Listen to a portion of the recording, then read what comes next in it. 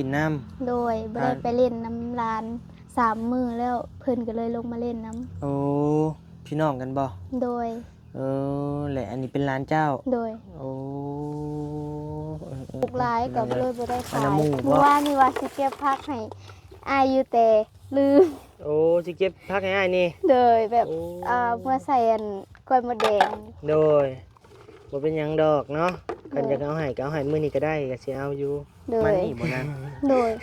ประมาณนี้ที่แบบว่าพอรุดก็รุดแบบอันแบ่งปันกันกินหั้น โด นะ ยอืม แบบของบ่ได้ลงทุนแบบว่าเพิ่นต่อก็รุด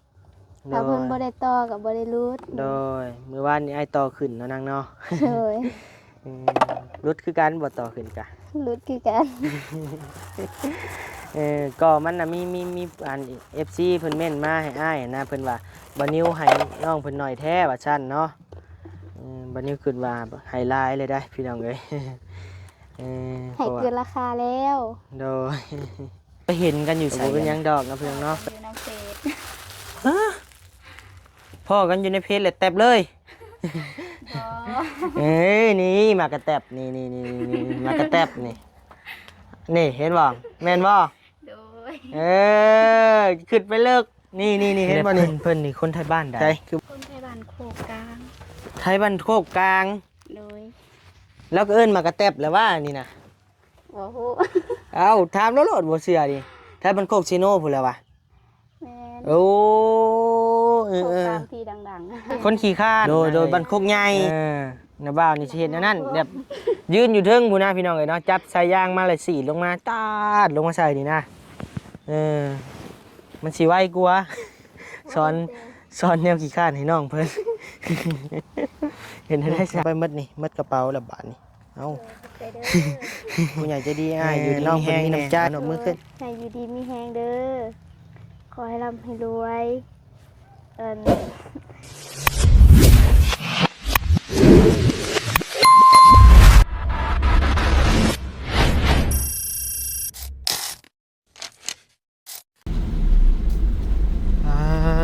โทษน้องเอ้ยมาได้ทางใดอันนี้เอ้ามาได้ทางใดนั่ง มาได้ซื้ออันนี้ โอ้มาได้ซื้อสไลด์กับฟอยคันหม้อฟอยกระถ้วย โดย โอ้ไปเมืองเฮือนไป โดย พี่น้องเอ้ยพอดีมอจอเลยพี่น้องเอ้ยเนาะวันนี้เข้ามากับบ่าวยาวสบายดีเด้อบ่าวยาวแล้วก็ทั้งบ่าวบุญแน่ผู้บ่าวบุญบ่าวป้องนะพี่น้องเนาะมาแล้วก็ได้เจออีนางเพิ่นเลยพี่น้องเอ้ยอีนางควันเฮาเนาะพี่น้องเนาะควันเฮือนฮอดซานเพิ่นแล้วพี่น้องเอ้ยสิล้างถ้วยบ่เนาะพี่น้องเนาะหรือว่าซื้อฟอยคันหม้อกับถ้วยข้างในล้างถ้วยบ่นาง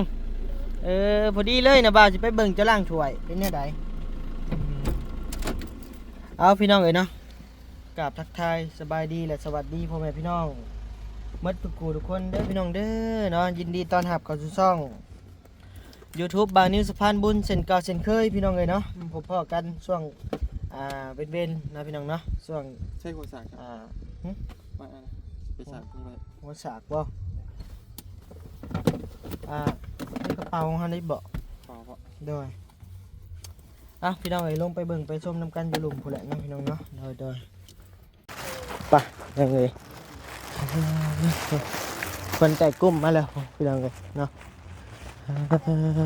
ต่อหมุนมาเลยเอ้าผู้เดือน่ะโมโอ้สบายดีใช่ยันน่ะเห็ดหยังกันใส่เบิ้งนะบ่าวขึ้นไปแน่เอ้าลูกไม่ได้ใช้น่ะโอ้ลูกผู้ใด ลูกคนนี้ เอ้าคือมาได้ลูกไว้ว่าแท้นี่ โดย ใส่มันจะมานั่งขังหมูจะเบิ่งดูอ่ะนะป้าโอ้เห็ดแห้งได้เพิ่นให้ได้โตผู้หญิงหรือผู้ชายนี่ผู้ชายชื่อบักหำหยัง สื่อตา ชื่อบักหำตา โดย มื้อนี้มาเฮือนมาซ่านกับพ่อสามสาวพี่น้องเอ้ยแต่ว่า สาวนี่ได้ลูกหนึ่งแล้วดิ โดย สาวน่ะดิ ยังโสด ยังโสดอยู่ โดย อันนี้ได้แล้วบ่ได้น้ำมูน้ำคู่แล้วบ่ บ่มี ยังบ่มี โดย อืม ใช่น่ะคือมาได้ลูกไว้ว่าแต่จักปีแล้วเจ้า 16 ปี โดย ได้ลูกแหละ โดย โอ้คือมาลูกดกเถอะหืมดกแท้บัดพ่อเพิ่นได้ไปใส่ ไปไทย พ่อเพิ่นไปไทย โดย ไปหาเงินมาให้ลูกบ่เลี้ยงลูกบ่ แตง ฮะ หาเงินมาแตง ยังไปแต่งกันอยู่อยากได้ลูกก่อน โดย เห็ดเป็นเนาะผัวจะเนาะอืม หาเงินมาแต่งเมียซื้อนมลูกอายุจักเดือนเลยนี่ ตั้งแต่ได้3 เดือน หาได้3 เดือนโอ้พี่น้องเอ้ยใส่ผ้ากินข้าวกินน้ำแล้วบ่ กินแล้ว น้องจะได้นั่ง น้องไปโรงเรียน น้องไปเฮียน โดย เอ้าในหมู่มาลินน้ โดยบ่ได้ไปเล่นน้ำลาน3 มื้อแล้วเพิ่นก็เลยลงมาเล่นน้ ำโอ้พี่น้องกันบ่ ำโดย แหละอันนี้เป็นร้านเจ้า โดย โอ้พี่น้องเลยอันน้ำหมู่บ่ โดยเอื้อยผู้นี้ เอื้อยผู้นี้เอื้อยแท้นี่บ่ เป็นน้องของผู้นี้ โอ้ ผู้นั้นก็เป็นน้องคือกัน โดยผู้นี้กับนี่เจ้าเป็นเอื้อยผู้นี้ โดย ผู้นี้เป็นเอื้อยผู้นั้น สำว่าเอื้อยแหละแบบว่า เพิ่นก็อายุซ้ำกันหั้นแล้วแต่ว่า โดย คอยเกิดก่อนเพิ่นหั้นนะ อืม ลื่นกันน้ำเดือนน้ำใดหั่นแหละ โดย รุ่นเดียวกัน โดยใช่ว่าเจ้าสิล้างถ้วยล้างจานล้างเลยบ่ ยัง ไปไม่ไปล้างไป โดย ไปรถมีแต่นั่งเราได้จะเดี๋ยวสิไปเบิ่งน้องเพิ่นล้างถ้วยล้างจานก่อนล้างอยู่ใส่นาง ล่างอยู่ซ่าน ชานนี่บ่ โดย ชานสิฮักนี่ โดย ไปเบิ่งก่อนเนาะพี่น้องเอ้ยเอานี่นั่งอยู่กับบ่มีแนวเฮ็ดกะแก้ขนมกินเอาโดย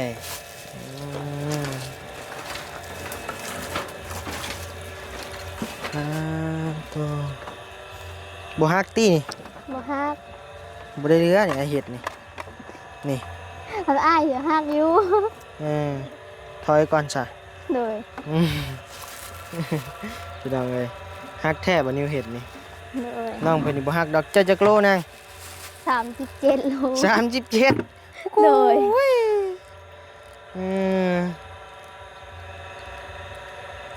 ล้างถ้วยดิ โดย เฮ็ดหยังกินจังว่าล้างถ้วย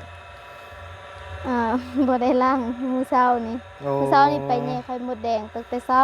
ได้อยู่บ่ ได้ เบิดแล้วขายแล้ว เบิดแล้ว อ้าวน่ะว่าสิซื้อซอยพักได้ฮดแล้วบ่ ยังตอนแรงผู้แลโหด ตอนแรงผู้ฮด โดย โดยป้าแดดฮ้อนเด้นี่ใครอยู่แต่น้องเพิ่นมีได้พี่น้องเอ้ยเนาะได้ขึ้นรถบ่ได้ยมบ่ได้หยังอันนั้นพี่น้องเอ้ยสบายอยู่เนาะ โดย แดดแห้งเลยนี่โอ้โทรทัศน์ยังเบิ่งได้อยู่บ่ บ่มีโทรทัศน์ มีแต่จาน โดย มีแต่จานโทรทัศน์ไปไสนาง โทรทัศน์ตายแล้ว โทรทัศน์ตาย โดย จงไว้แต่จานมัน โดย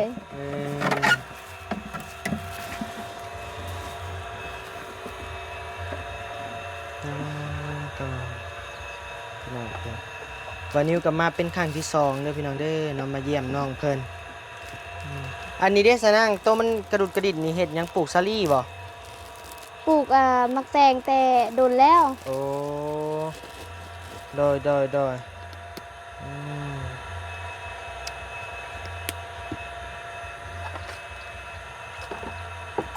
น้องบ่อยู่ล้างถ้วย โดย ตะกี้ไผล้างสะนาง เอื้อยปกติก็เปลี่ยนกันล่างกับน้อง โอ้ แบบเปลี่ยนกันเฮ็ดนั่นแหละ แบ่งกันเฮ็ดเนาะ โดย โดย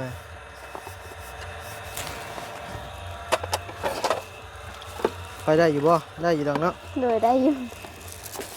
พี่น้องล้างจานเด้อพี่น้องเด้อเนาะทางบ้านมันอยู่เลี้ยงล้างถ้วยมื้อนี้ก็แดดร้อนซ้ำ โดย สาวอายุ17พี่น้องเอ้ยล้างถ้วยล้างจานเลี้ยงน้องพี่น้องเอ้ยน้องไปเฮียน โดย เพิ่นตอนเพลนบ่ได้เลิกมาบ่ซั่นน่ะ บ่ได้มา โอ้เพิ่นขี่ยังไปโรงเรียน รถไฟฟ้าเขาไปแล้ว รถ กิน ถีบไฟฟ้า น้ำ โดยปิดรถ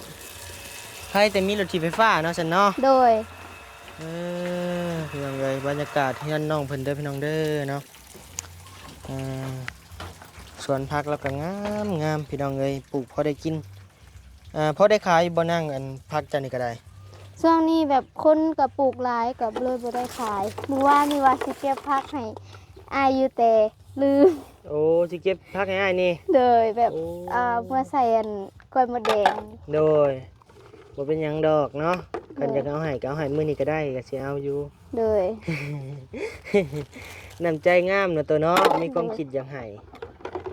ดีแหละดีแล้วนี่แหละเนาะจะมีคนหักคนแพงเด้อนางเด้อ โดย ได้ยินซื่อๆก็ดีใจแล้วยังบ่เห็นเจ้าให้กะคะแนนให้ก็สิเอายังอยากได้อยู่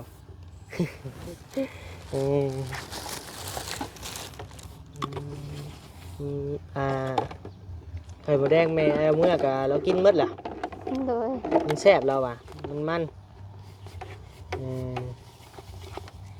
มื้อนี้ไปได้บ่หลายมื้อนี้มันก็มีคนโทรให้น้องมาก่อ โอ้ น ยบ่อันไอ้อยากถามนางไข่หมดแดงที่เจ้าขายไอ้เมื่อวานนี่น่ะเจ้าขายหมดน่ะปกติเท่าใด 40 40,000 โดย หมดในจานน่ะเลยได้ โดย ไปแบ่งขาย2จานนี่20,000บ่นาง จานละอัน20,000แบ่งขาย โอ้อะ 2จานก็40 นี่เนาะพี่น้องเอ้ยก็วันนี้สิถามน้องเพิ่นมีผู้ใหญ่ FC หรือว่าบ่แม่น FC เนาะเพิ่นว่าถ้าอยู่น้องเพิ่นขายน่ะจะอัน 40,000ว่าซั่นเนาะ2จานก็แสนหนึงว่าซั่นแต่ว่ามื้อวานนี่บ่าวนิวให้50,000เนาะ โดย ไอ้ให้เกินราคาบ่นาง ให้เกินราคาอยู่ 10,000 แน่คือเดี๋ยวนี้เนาะพี่น้องเนาะบัดนี้สิแจงเนาะพี่น้องเนาะน้องเนาะขายอันมดนะให้บ่นิวน่ะ40,000น้องเพิ่นลด30แต่ว่าบ่นิวบ่เอา30พี่น้องเอ้ยบ่นิวจ่ายน้องเพิ่น50ถือว่าเกินราคาแล้วเนาะนางเนาะ โดย แต่ว่าบ่ฮู้ว่าอยู่พังไทยนี่เพิ่นอาจจะขายแพงอยู่แต่ว่าบ้านเฮาขายประมาณนี้บ่นาง โดยประมาณนี้ที่แบบว่าพอรุดกับรุดแบบอันแบ่งปันกันกินหั้นนะ โดยแบบพองบ่ได้ลงทุนแบบว่าเพิ่นต่อกับรุดถ้าเพิ่นบ่ได้ต่อกับบ่ได้รุด โดยมื้อวานนี้ไอ้ต่อขึ้นเนาะนางเนาะ โดย รุดคือกันบ่ต่อขึ้นกะ รุดคือกัน ก็มันน่ะมีอัน FC เพิ่นเม่นมาให้อ้ายนะเพิ่นว่าบ่นิวให้น้องเพิ่นหน่อยแท้ว่าซั่นเนาะบ่นิวคิดว่าให้หลายเลยได้พี่น้องเอ้ย ให้เกินราคาแล้ว โดย ก็บ่เป็นหยังดอกเนาะพี่น้องเนาะเพิ่นอาจจะที่เปรียบเทียบใส่กับราคาอยู่ฝั่งไทยราคาฝั่งไทยนี่บ่นิวเชื่อแท้ว่าราคามันแพงอยู่ไทยพี่น้องเอ้ยเพราะมันเป็นของหายากอยู่ไทยกิโล500-600 บาทเชื่ออยู่พี่น้องเอ้ยแต่ว่าบ้านเฮาน่ะประมาณนี้50,000นี่กับ80 บาทพี่น้องเอ้ยเนาะว้ายโอ้ยกี้ตกใจเด้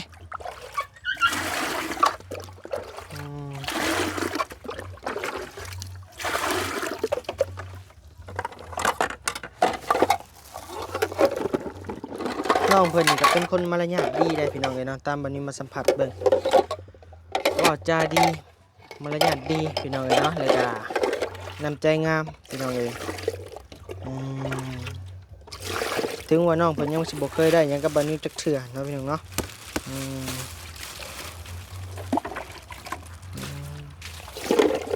ทั้งน้องมีคนมาแจ้งข่าวดีแล้วบ่น้อง ยัง โดย ยังบ่ได้รับการช่วยเหลือนั่นเนาะ โดย โอเคเนาะเดี๋ยวจังหน่อยไอ้นาบ่าวสิถามใหม่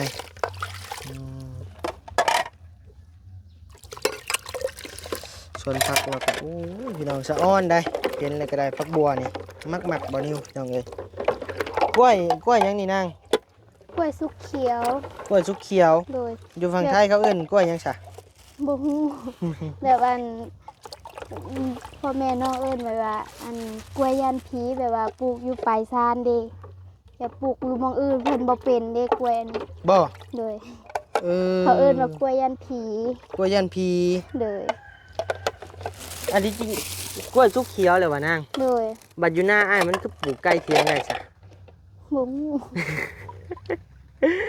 เอออืมกล้วยยันพีพี่น้องเอ้ย ปลูกใกล้เฮือนเลยบ่ได้ โดย อืมอันสวนบานิวกับมีอยู่พี่น้องเอ้ยเนาะอยู่ให้อยู่หน้าพุ่นแหละกับปลูกกล้วยสุกเขียวนี่แหละพี่น้องเอ้ยแต่ก็มันบ่ยันพีคืออยู่บ้านนี้พี่น้องเอ้ย อืมโอ้สองสาวเพิ่นเลี้ยงหลานพี่น้องเอ้ยเลี้ยงลูกเลี้ยงหลานอืมใช่ไปเก็บอันพักให้นาบ่าวสิเก็บพักหยังให้ เกี่ยวผักบัวผักหอม เอาข แต่ นม เด้ ให้ อ โดยใช้บ่แซ่บบ่คือบ่กิน แซ่บ อืมบ่ผัวเจ้าอายุจักปีแล้วผัวเจ้า20ปีเจ้า16ปีโอ้ไปเห็นกันอยู่ไสกันน่ะ พอกันอยู่น้ำเฟซ ฮะพ่อกันอยู่ในเพจเลยแตบเลย อ๋อ เอ้ยนี่มากระแตบนี่มากระแตบนี่เห็นบ่แม่นบ่ โดย ขึ้นไปเลิกนี่เห็นบ่นี่ใช่คือบ่ดังแหละใช้มันมืดแหละนี่มากระแตบนี่น่ะบ่แตบซับมันเหี่ยวแล้วพ่อกันในเพจ โดย เลยไปตกลงปรงใจแนวใดจังหวะแบบก็คบกันไปเรื่อย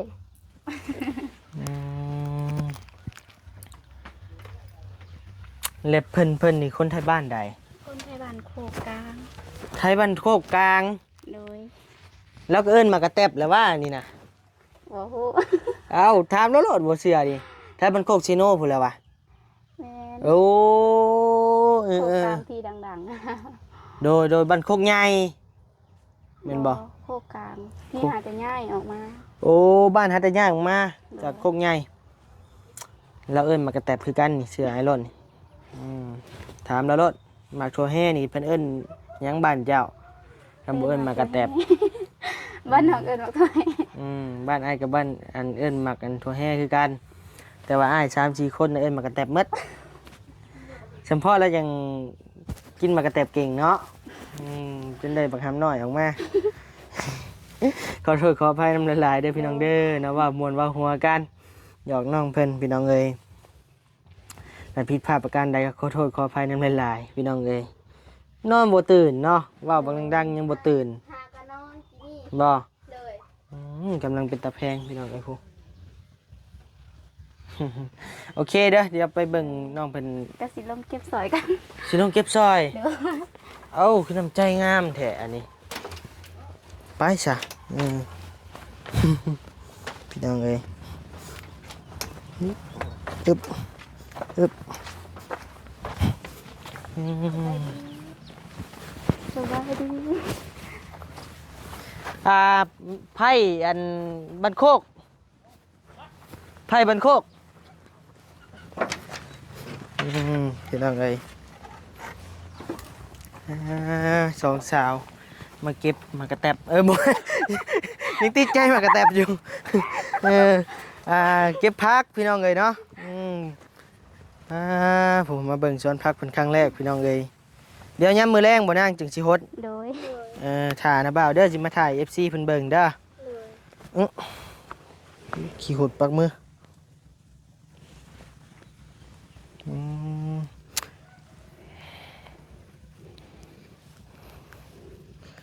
พี่น้องเอ้ยน้องเพิ่นก็มีน้ำใจเนาะอยากแบ่งปันให้บ่าวนิวพี่น้องเอ้ยเป็นของธรรมชาติเพิ่นปลูกเองพี่น้องเอ้ยเนาะก็น้องเพิ่นอยากให้เฮาก็รับพี่น้องเอ้ยแต่ก็บ่ต้องเด็ดหลายเด้อ โดย เอาพอดีกินก็พอแล้วผักบัวเพิ่นกันท่านได้ใหญ่ดอกพี่น้องเอ้ยหากอยากให้เบิ่งเพิ่นสิให้ซำใด อ เด็ดเอาอันใบมันบ่ โดย มันจังสิได้โปร่งใหม่เนาะ โดยเก็บตอนนี้กินน้ำบ่ทันแล้ว กินน้ำบ่ทันบ่ โดย โอ้สองสาวพี่น้องเอ้ยเนาะผู้นี้เป็นน้องได้พี่น้องเอ้ยเนาะผู้นี้เป็นน้องผู้นี้เป็นเอื้อยอายุ16 ปี17 ปีพี่น้องเอ้ยแต่ว่าผู้เป็นน้องน่ะเป็นไผ่เป็นโคกแล้วพี่น้องเอ้ยมีผัวแล้วได้ลูกมาเป็นคนละบ่นางเวลาเจ้าฮดพักนี่เจ้าใส่อันนี้บ่ได้ใส่น้ำสีดใช่หรือบ่ต้องได้ใส่ ใส่ยามันใส่บัวแล้วก็หดเลย โอ้ไอ้คิดว่าจะมีน้ำนั่นแหละสีดจ้าลงมาแต่ชานพุ่นนะเสียบไผ่อยู่พุ่นแล้วสีดลงมาจ้าใช่ แบบนั้นเฮ็ดอันแบบว่าคือคนมักง่าย คนขี้ข้านนางเอ้ยน้าบ่าวนี่สิเฮ็ดแนวนั้นแบบยืนอยู่เทิงพุ่นนะพี่น้องเอ้ยเนาะจับสายยางมาแล้วสีดลงมาจ้าลงมาใส่นี่นะมันสิไวกว่าสอนแนวขี้ข้านให้น้องเพิ่น เห็นได้ซะ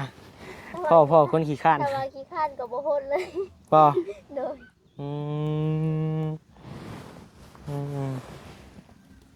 พ่อแล้วนั่งเอาพักไม้บัดนี้พอแล้วก็ บัดนิ้วบริคอได้นี่พี่น้องเลยนะน้องเพิ่นเอ่ยปากว่าสิให้บัดนิ้วก็เลยว่าอยากเห็นภาพต้นน้องเพิ่นเก็บแล้วก็ให้บัดนิ้วนะน้าพี่น้องเลยโอ้ยน้ำมีแทงมือเจ็บเด้อยากได้ไข่มดแดงเดี๋ยวนี้นะเอามือก้อยสิพักเจ้านี่พี่แซ่บ ขายแล้วขายให้อันแม่บุญมา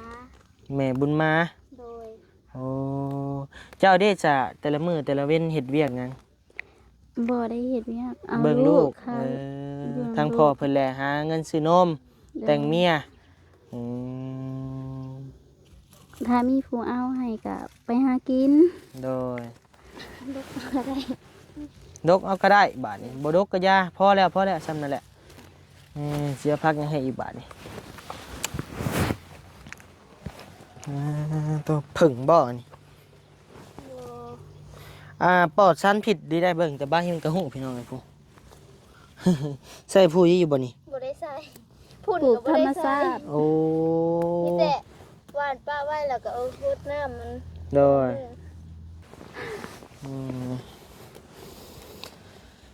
ใหญ่ตามกันเวลาบ่ได้เล็งบ่ได้หยังเลยพี่น้องเอ้ยตัวใหญ่ก็มีตัวเป็นมันก็มีตัวเป็นมันแต่ผู้เจ้า เป็นมันในพระเจ้าบ่ใหญ่จักเทื่อบ่ โดย พ่อเลยนั่งเอ้ยบ่หลายก็จ้ะพ่อแหละปลูกผักสลัดพร้อมบ่นะ โดย โอ้เอาเบี้ยนบ่ปลูกหรือยังไง โดยเอาเป็นซองมาแล้วก็วาดแล้วก็ โดย แล้วก็ขยายเป็นออก แล้วก็ไปบ่ มัน แล้วก็ไปจับใช่ โดย โอ้ขอบคุณขอบใจหลายๆแต่นะบ่าวบ่เอาฟรีดอกนะเว้ยสีให้เจ้าไว้ซื้อขนมให้น้องกินซื้อข้าวซื้อน้ำซื้อน้องกินเด้อใส่มีแต่เงินดอนแท้นี่ผู้สับดาบอยู่เบิ้งผู้อันนี้ได้พ่ออยู่บ่อันนี้เบิ้งอย่างไรสลิปมาเป็นใบแสนนี่เนาะ นับเบิ้งเท่าใดนับเอาให้หมดนะ ใจเด้อ นับเบิ้งเท่าใดมีใบแสนมาแล้วสิดึงเอาขึ้นนะดอก